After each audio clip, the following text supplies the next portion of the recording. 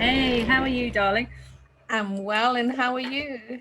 Yeah, the sun is shining, so I feel glowing. And it's raining, and I feel like I want to climb into my bed and hibernate. Oh dear, the table has turned, Nirvana. It has turned, it certainly has turned. So, yeah, how are you today? Yes, I'm very well. I'm absolutely lovely. As I say, the sun is shining here, and it's lovely to get some fresh air. I've got my patio door open and enjoying the sun and the air. To be honest, Yeah, so you're moving into yes. spring and I'm moving into autumn. So we are really experiencing the duality in our weather, hey? Absolutely, absolutely. Which is, we could go on to discuss duality, but hey, I don't know what our catch up is going to be focused on today. I think our catch up for me is really about, what we discussed in one of our circles, which was the father wound, because that hasn't been able to leave my mind. I don't know about you, how much it's been lingering since we've had that discussion and that topic about the father's wound, the wound of the father. Like how do you feel after that whole topic emerged? I think it was a brilliant topic. It was something that women and men, um, I feel, really should look into in how the father wound has impacted all of us. And as you say, in our circle, I could see that how it it did impact us as a united sort of Sisterhood. co-creational space. Yeah, Mm, sisterhood. For mm, me personally, I feel that it's lingered on, and there's been lots and lots of things that have kind of been going around in my energy, things that I've forgotten about that have come back to me, and mm. also the other sisters' shares and how incredibly authentic and powerful they were, and actually how much bravery it takes to really sort of admit things to yourself, the shadow Mm. sides of all of us. So Exactly. yes, really, Yeah. really impactful. Yeah, and like I said, like when you were sharing about your dad and how you had to go and sort of identify him in the morgue, Mm. and it just like literally the tears were streaming down my face, and I got this picture of my mother, which she's still alive, and I just kind of saw her. It was so vivid in my mind how it would be, with her being there and me holding her very wrinkled face in my hands. And I can't leave that image out of my head. And it's so, um, what's the word I'm looking for? Sobering to think that, she's 74 and it could be a very real image, Mm. which Absolutely. Mm. which is very hard, and also and thinking about how I've really started to bond with my mother just really recently. I mean, I've always loved her, but I've always wanted her to love me. Like I really needed her to love me, right? And accept me and for my strangeness and my weirdness, and the fact that I'm her freak daughter, which is one of the things she always used to call me. So, like, so there was always that kind of thing where I would go and then be completely disappointed, totally disappointed because I didn't get what I wanted. I didn't get what I needed. I don't get the same attention than my other sisters do, and so I had huge resentment towards my mother. So I was really aware of how much I have changed towards just loving her in everything, and it's actually changed towards me as well. They, like they say, the change has got to be within us, right? It's It's got to be. amazing how powerful that is, Nirvana, because the minute you've changed the energy in yourself, it literally resonates out to other people and it affects everybody. It's like standing in the sea 50 yards away from somebody else, yet the ripples still meet you. They still come to you in whatever shape and form the universe decides, but it still comes to you and it still affects you on some level. And funny enough, talking about mums, I literally had a conversation with mine just before we came on this call today, our catch-up call. And it's, although I've like you've just shared with me, you know, of healing the of wanting and having a better relationship with your mother due to, on so many levels, due to how the impact of the father wound had on your mum relationship, your mother relationship, and also yourself. And yet the weird thing is, as much as I've healed, my mother was still on the phone behaving like she would have behaved 40 years ago, 50 years ago, and it still triggered me. And I thought, and I had to really ground myself and think, no, come on, you've got this, you need to you know, think about it. And so although we can heal these things, they're always going to be a part of us, and that's what makes us as individuals, I feel. So that's what our soul has contracted into, hasn't it? Yeah, that's my belief anyway. Yeah, and you know, it's funny that you say it's so part of us, because you know, there's this joke with my family. We three sisters, and I'm probably the most like my mother. My cat is driving me crazy here. Is that Angel? Angel, yeah, Angel, and his post has been moved, so he's desperate to get onto his post. But I'll move it just now. Just want to finish this point, and so yeah, there's this joke about me being exactly like my mother, you know, and like I would not see my mom for ages, and then when I see her, the way she would lie down, her hand where it's positioned or on the side, you know, like exactly the way that I lie down, exactly.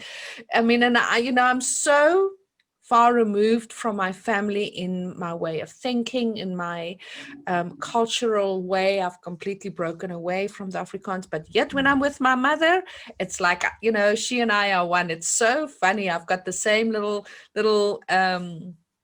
nuances that she has, and it's like, yeah, you know, I'm her twin, or she's my twin. There's always these jokes, and I'm like, oh my god, I don't want to be like my mother. I really don't want to be like my mother, you know.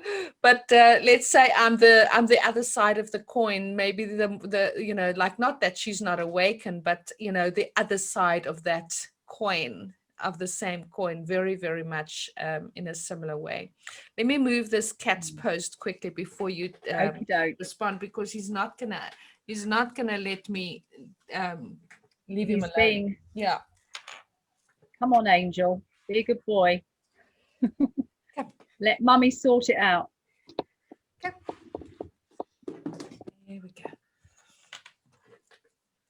Yeah, no, I think Nirvana, you know, in response to that, I think I can agree that there's a lot of myself in my mother. However, it's kind of, I'm so aware of that now that I'm kind of looking in on the situation now. Instead of being in that situation, I can look on that situation and allow it to mirror back to me what I don't like. And I find that that's incredibly powerful, because then it gives me the chance to change the patterns, and it's a kind of ongoing thing. It never comes to an end. You know, you can't say, well, I've started it yet, and then I'm going to come to its destination. It doesn't work like that. Exactly. And I think for me, you know, going back to the father wound, I was my dad's soulmate, and I still feel that, really. We were the two peas in a pod. And losing him at 28 was devastating for me, because I felt I lost my best friend, my dad, my go-to, my fun, my brain, everything in one sort of swoop. And I still don't think I've really recovered from that, if I'm absolutely honest. I haven't recovered from his loss. Yeah, that's I mean, it's something I can't even imagine, because I never had that relationship. But I think if something were to happen to my mum, I think that I think that would definitely break me. Like, and it's so amazing when it really started, when I started becoming aware my mum's aging. Like just one day I looked at her a photo on her phone or something like that, one of the sisters had sent, and I just looked. It's like my mother is getting old, and I am so blessed to still have her, you know. Mm. And she's still got, you know, she gets a little bit forgetful here and there, but at 74, I mean, she sews, and she's got a husband that's over 20 years younger than her, right? Wow. So it definitely keeps her, you know, and he's still working. So she's, you know, she's very active, incredible Yeah, baker, but she's definitely aging. And so I think that awareness that mortality, you know, that mortality is such a, I'd rather go before her, you know, than having to experience her not being around in my life, you know. That's how big it is. But I also realized with this topic of the father wound, I was looking at the siblings. Now I don't know if you've got siblings, right? I can't remember if you have actually. they were my dad's daughters, so they're my half sisters. Yeah. Yes. Yeah. So also thinking Mm. of the siblings and the wounds within the siblings, and growing up within that father wound and mother wound, and how that's affecting, you know, and how all the siblings react differently, and how we react towards each other, and, you know, how that kind of pattern gets carried through. So there's so much within that dynamic of the mother and Absolutely. father wound. Yeah. And of course, each person, and I think this is where our beautiful circles really illustrate this, is that each person has such a different story, and yet it's all based around the sort of same emotions and the same losses and the same feelings, and yet the actual events of the stories are so different. And I Yeah. think that's really something that was mirroring back to me Mm. when everybody you know, took their turn and shared their beautiful stories, is that, you know, basically how that hit me and how I was resonating with that, and some of the words and even some of the things that happened were the same. And like you say, that's it, it's a kind of reflection of a family dynamic, you know, circle, isn't it, where you've Mhm. got other siblings or other members of the family, and how differently it impacts each person. Yeah. And actually it can sort of help to bring you so much closer, because you realize that all of your sort of childhood squabbles and jealousies and issues, it's just they're just coming from a different dynamic of the same wound. Mm. It's hard though, because you know, there is stuff that happens in the family. Like I look at my three sisters, and my elder sister just doesn't connect with me on any Mm. level whatsoever, except that we're of the same blood. Yeah, And I find that a huge loss in my life. Like yeah, of and not only course. for me, but I also find it for her. You know, Mm. like she doesn't really get to know and experience and witness me as her sister, as a sibling. So you know, so I find that is a huge loss. And you know, and obviously there is stuff around the father and the mother that has created that, right? Yes, but yes. but she is not aware of it, you know. She's not aware. It's There's the resentment towards me for whatever reason that she's carried all of her life. It kind of reawakens, you know, she reawakens it in her mind. But my other two sisters, you know, there's more of, we can talk more about stuff, especially my sister younger than me. We really can talk about stuff that's happened. And my younger sister, that never really had the abuse that we had as the three elders, she's like you with my father. I bet you that's her. You know, my father was her soulmate. You know, she had such an Mm. amazing relationship with him, and she just, you know, she just doesn't get it. As to when, you know, like the anniversary of his death or anniversary of his birthday. Now I've no more anger or hate or anything towards him. Like I've completely forgiven him. I've completely let it go. It's, you know, so I would message her and saying, hey, you know, it's 15 years today that dad passed away. But I don't have the same, like she would like, oh, I miss my dad so much. I don't have that. I'm quite No. neutral. Mm, Yeah, yeah, absolutely. I hear that. I really do hear that. I mean, you know, as I shared previously, you know, I've had a very traumatic relationship with my father. my father was probably an undiagnosed schizophrenic or bipolar, or Mm, however you say that. But he and so he could be a Jekyll and Hyde, and it made it very difficult because I was in love with probably, well, obviously Dr. Jekyll, but Mr. Hyde came along and nobody really knew what to expect then.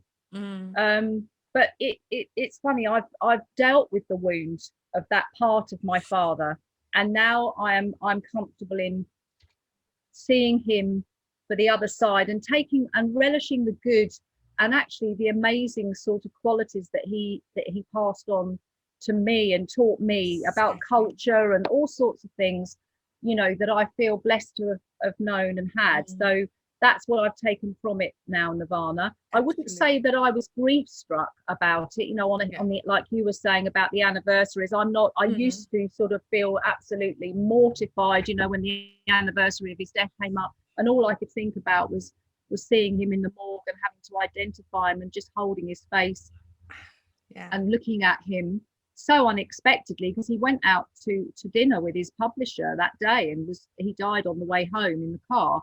Mm, But I don't know. The whole thing's changed for me now, and mm, I've kind of emerged as myself out of it.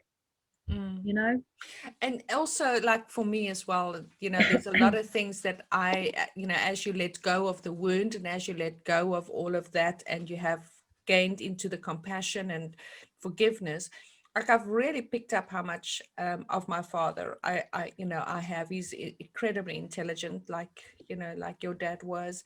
He was also a rebel. He was Mm, against anything, and he was all very creative as well. So in there's nothing he couldn't fix, and there's nothing that I cannot do or fix. So growing up with a dad that could fix a car, fix electricity, fix anything, like I learned from that. So if anything mm, happens here, I have no problem picking up a drill, picking up a screwdriver, or sorting out something. And so those are the gifts that within the wound and within the damage, like if people can open up that Pandora's box and really unpack it, right, and really mm. look at what is the gift in that Pandora's box, if you're brave enough to open it. Absolutely beautiful way of putting it. Absolutely. And of course, there are many gifts, as there are many wounds. And when you do open that box and you can sit in that box and you can just be in that place and allow it to mirror to you what you need to learn from that. Mm, And as you say, the gift is finding yourself. I feel is a huge gift that I've been able to and fortunate enough to do, which has taken me a lot of bravery and hard work. But I've emerged as me with gifts from both my parents. exactly, the As gem. you've just, yeah, the gem. And wow, and being able to see that Mm, and experience that, it just gives you this kind of real authenticity and real sort of how it's quite a powerful thing, isn't it? Because then you can sort of there's a lot of creativity to be had in that. yeah, and definitely So gratitude as well when looking gratitude, looking yeah. looking at absolute gratitude. But I want to for us, because the main reason for us to have these wonderful shares and catch ups is really, how do we use this with MEPS, right?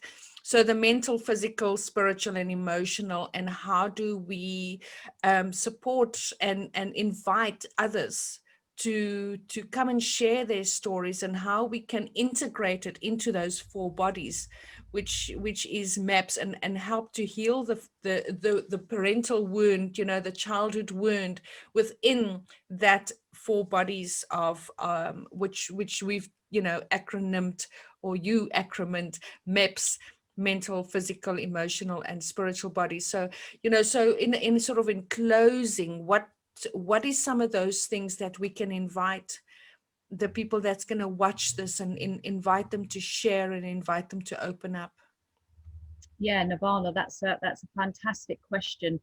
And I'm sure you'll agree that it's taking that step, taking that first step, and sharing some stories, or maybe some views of this conversation with us, and just taking that step towards understanding, you know, your mental, your emotional, your physical and spiritual selves, because we are not just a 3D human being, that we are all of these things, that we are encompassing all of these experiences on all different levels.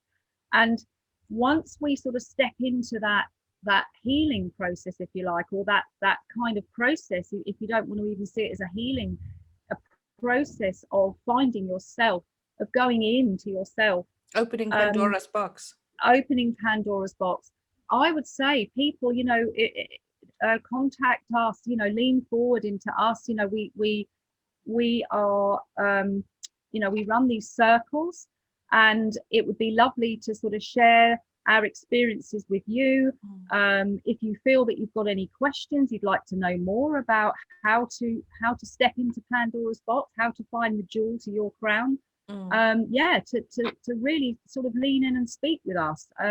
Exactly. That's what I feel. And certainly, you know, there's with our experiences and, you know, the level of journey that we've taken in all the courses and certifications that we've done, we are definitely not saying that we're sitting here as know-it-alls, but you know, we've done the journey, we've done the work, and we are here to reach, you know, a hand up. So, you know, saying, so here we are, to, you know, giving a hand up for you to reach out and share your story, and let's, you know, let's find how we can open up Pandora's box, find those gifts, and heal the on the mental, emotional, physical, and spiritual levels, because it is, so many people don't know about how much is stuck in our muscle memory. You know, we call them triggers, and there's a lot of triggers that happens within relationships, whether it's at work or whether it's romantic or whether it is friends. People will do certain things which will trigger you because of Mm. what happened as a child. And unless you're prepared to open up that box, you know, Pandora's box, I do like using the word Pandora, because you've got to be brave enough to open it up and let everything come out, and then Yeah, find out what are those triggers and what is triggering you, and how can you, you know, shield yourself against it or heal, you know, because there's certain of those triggers which I know there's one trigger that is huge for me in my life, that I don't even want to heal. You know, when I say don't want to heal, it's something that it's so big for me. I don't want it to be in my face again. You know, literally in my yeah, face again. yeah, yeah, So you know, but I know that we must be prepared to look at those things. absolutely. No, I think that's it. It is being able to look, take a deep dive into the box, and just be with whatever comes up, Mm, because those triggers are there to teach you. They are our friends. We have to make friends with our triggers if we can, yeah. because they were there in the past to keep us in survival mode. But the thing is that we don't need to be in survival mode when we're adults. You know, what hurt us as children was a past story. Mm, We don't want to be attached to those past stories anymore. We want to go forward as who we are, as a new life, as a new thing, as our own yeah. authenticity. We want to go forward, so we want to be able to let those past stories go. And so by looking at them deeply, we can then say, right, that's coming with me. No, that's staying there. Don't need to respond to that Exactly. anymore. And we And can choose. We have choices. yeah. And also when we're in a relationship and we can share with our partner, this is a trigger for me. Because once you acknowledge, it's like anything, right? Like addiction Mm. or like anything else. Once we can acknowledge, or we are aware of what is the trigger, we can share that with people that are hopefully as conscious and compassionate in the relationship, to say, this is a trigger for me.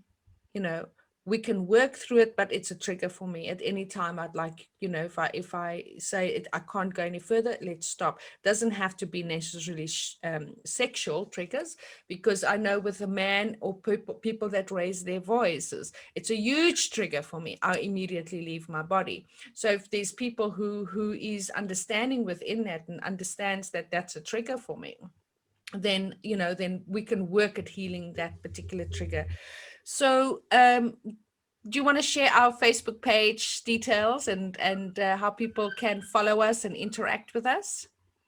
Yes, so our Facebook page is at MEPS, and the same for our YouTube channel. So MEPS, M.E.P.S. And yeah, look for us on there, please. You know, like if you want to say anything to us, we're here, you know, whenever, and we will do our best to respond to you. And yeah, keep following us. Please like, subscribe. Yep. And yeah. Absolutely. And also share it with people that you think, you know, could gain benefit out of, you know, healing and talking about stuff that they are going through. It was also MEPSology, right? We also, as MEPSology, is that not? At MEPSology, that's at it. MEPSology, yeah. That's it. So we will share the link in the description of the YouTube channel. And you know, people can just click on that and go onto our Facebook page. They can definitely private message us and share your story and reach out. We are here, very holding and compassionate, wise women, I would say, to support anybody through, you know, that wants to reach out. Can't say it better than that, Nirvana. Thank you. Oh, it was so great to catch up with you. I definitely, you know, now that we've done this catch up conversation, I feel like we can certainly do it weekly instead of bi-weekly, but you let me know. Absolutely. Hey? Absolutely right. I think actually is so much, so it feels so good to kind of just unpack and share and invite others in, you know. There's just a great energy about it. I think actually, like we always end circle with our 3 words.